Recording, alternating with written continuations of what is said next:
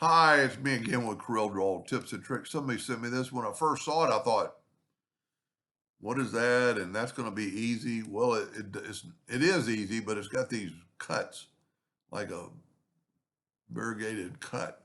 Well, I just did it just to practice. I didn't put as many. And now, to be honest with you, I can't remember. Um, I got it in the center page. I don't remember what I rotated. So I'm going to get a 2-point line. See, working with somebody else's, this isn't in the center of the page. And that's one I had to kind of figure out the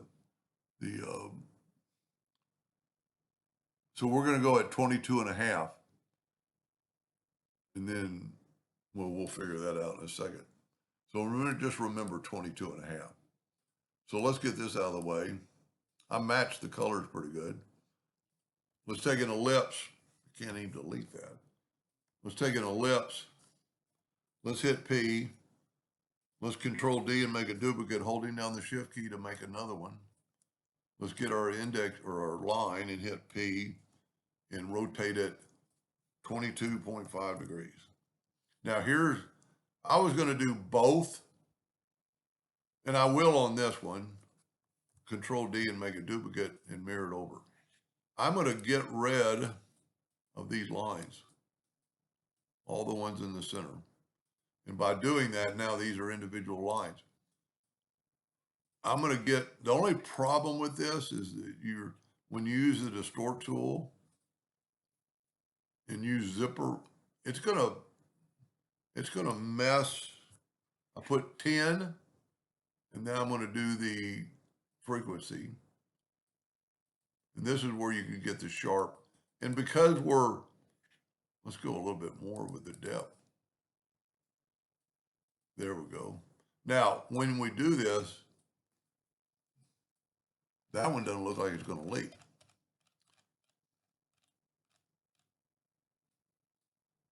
But that one right there might leak. See, so I'm just going to take it manually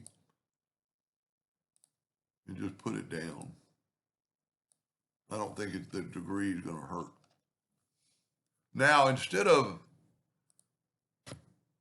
doing that, I'm going to Control D, alternate C, and rotate it 45 degrees, a negative 45. And we have our color. Now, what's good about doing it this way, I'm going to put a rectangle around it just in case it leaks. And I'm going to do it in red. No, I'm going to do it in blue. See, I got a leak. That side held, this side didn't. It's kind of funny. There's our leak right there. And if I'd ungroup it, I could probably just move that ever so lightly.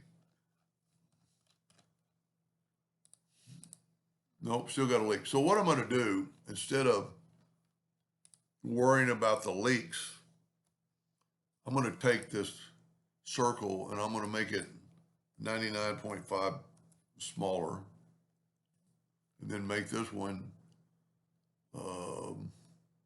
let's make it 78. That brought them in where we can't leak.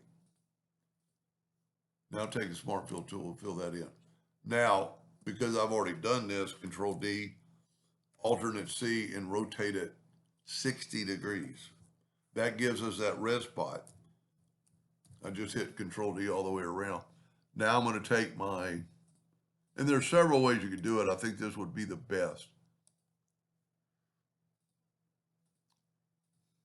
Let's change it to red. And we are well on our way.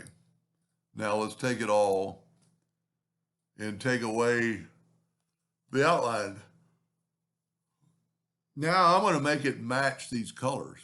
And I'm going to use this one here, which is the bitmap, just to show you, you don't have to hit the calculator. I'm going to show you that you can match those colors even off a bitmap.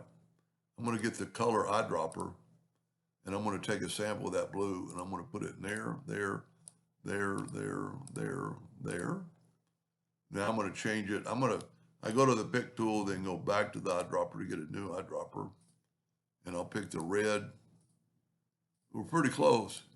Those aren't basically Corel colors. Now we could even match the outside by taking the attribute. You could use the Smart Fill tool. Now, okay, here's a little tidbit. Let's do this twice. Let's set up our nudge factor. Well, that's pretty big. This is going to be the difference between the color I didn't make a duplicate.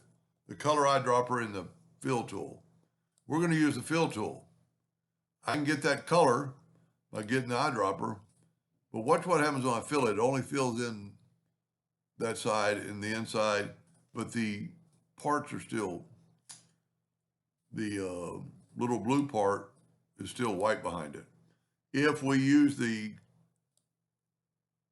color eyedropper and we get that sample, it'll fill in the whole block and then go to group or order and back a page. Why didn't that work? Object order back a page. There we go. That's pretty cool. And I think I did a pretty good job of mimicking his, he called it a zipper effect. I call it a stitch effect. Anyway, I hope that helped them a little bit. Thank you for watching.